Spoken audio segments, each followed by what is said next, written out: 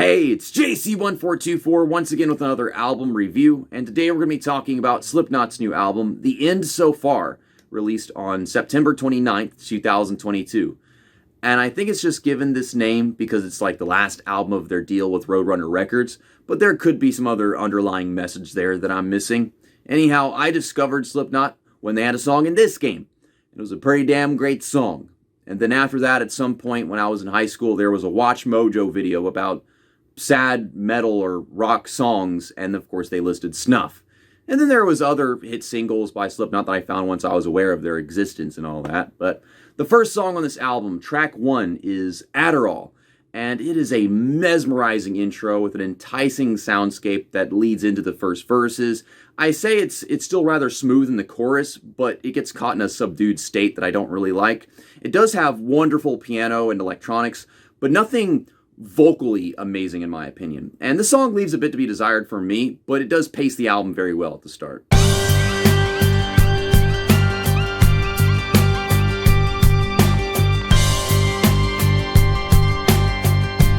That was supposedly about being mentally zoomed too far in, I guess attention-wise, or maybe it could be metaphorical. But track 2, the dying song, Time to Sing, goes off more in a direction of doomsday fun metal.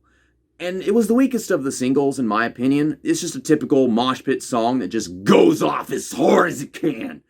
And it does a little start and stop thing to create some sort of dynamic, I guess. And that does work in its favor to throw in some sounds. And then the drums can just punch their way back in.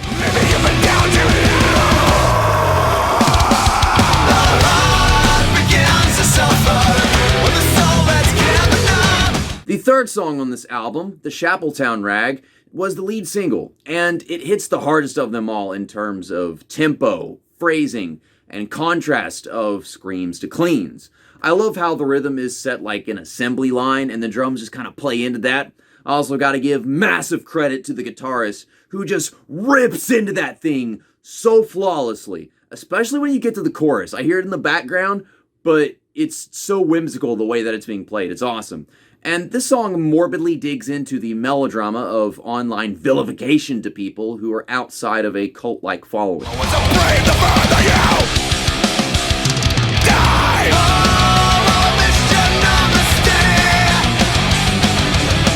Track 4, Yin, was my personal favorite of the singles for a while, and I guess just because it was easy to start with for someone like me. It has a medium tempo and a slow build to create a really dark and miserable vibe. For me, I think it tries to captivate a broken mentality of being willing to sacrifice and trying to validate that physically. A state of mind to view life as currency at some points almost. And I should point out that this album, especially right here, brings a lot of that nu metal disc jockey stuff back.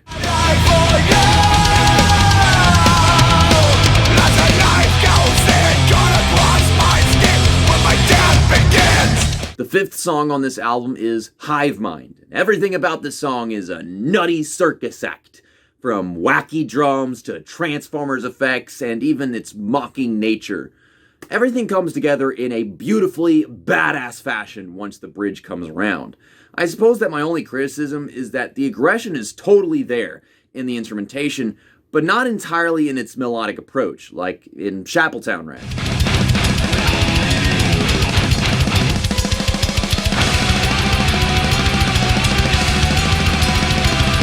Track 6 is Warranty, and I find this song topically amusing, to be quite literally about no refunds and a long-term gamble in life. But, nothing like going to a pawn shop or a Best Buy or something. No, not like that. It's definitely a hard-hitting song that sells the point.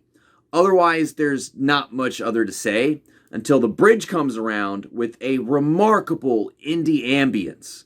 They start to get mildly inventive here, but it's not like Avenged Sevenfold or anything just yet. There's not much you can imagine.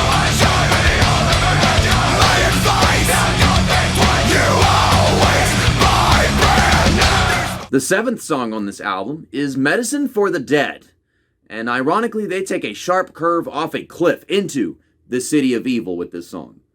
Holy fuck. Don't get me wrong, this is literally one of my favorite songs of the entire year.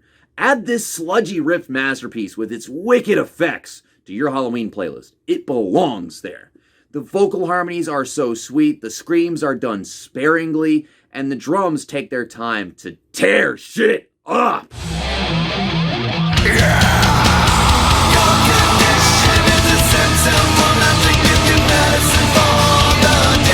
And then we move on to track 8, Acidic. Alright, what the fuck, dude? Like, they're even doing the Western bluesy Avenged Sevenfold shtick, like you'd find on that Nightmare album. I don't have that one, so I gotta put up a picture in editing. Fuck! It is a really slow banger, and that's the best way to captivate Acid or Poison. The sexy bass, the elongated chords, and they just let it build up to an inferno of sorts. It also purposely maintains the Halloween spirit with the spooky vocal modulation.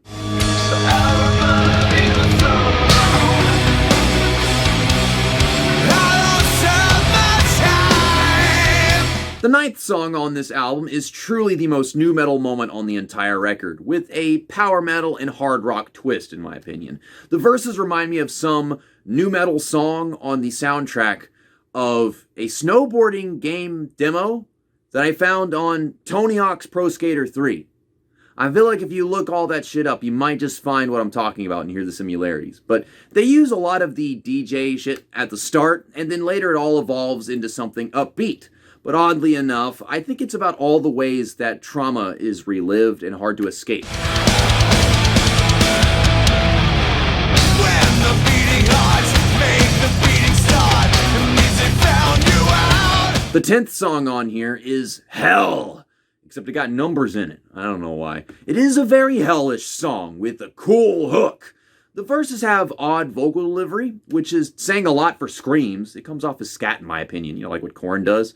But the guitar sounds phenomenal on this one until the solo begins, and it doesn't fit at all.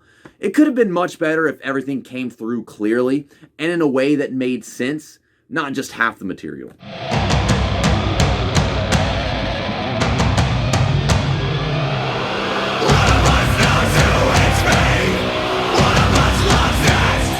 Track 11 is Decide? Dude, I don't fucking know.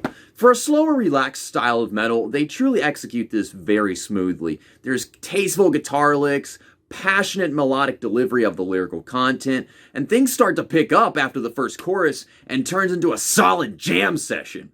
The album really could have ended on this one.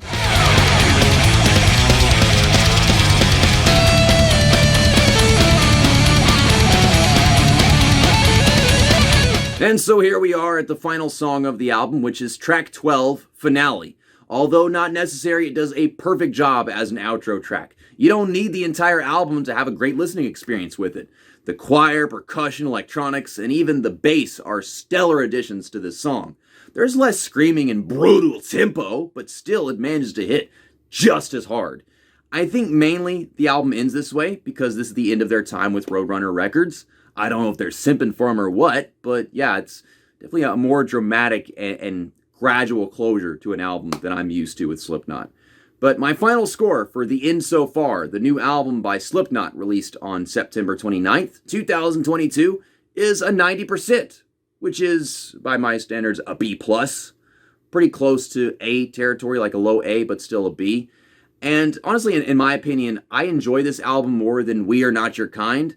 And that's probably because I'm more casual fan, not so much into the screaming parts of metal. And this is just really dynamic and creative. And there's a lot of songs to take away for doing that, like Medicine for the Dead, Acidic, the Chapeltown Rag, and Yin. All that stuff together, I'm remembering all these freaking songs when I think of this album. There's a lot of stuff that was really good with We Are Not Your Kind, but it was mostly hard-hitting. I definitely remember Spiders. There is nothing like Spiders on this entire album.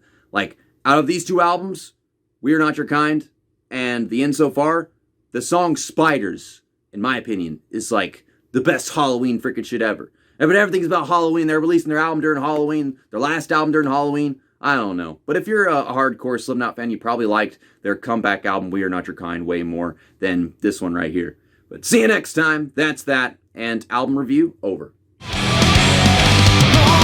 know it's a shame, but I gotta stay, 'cause I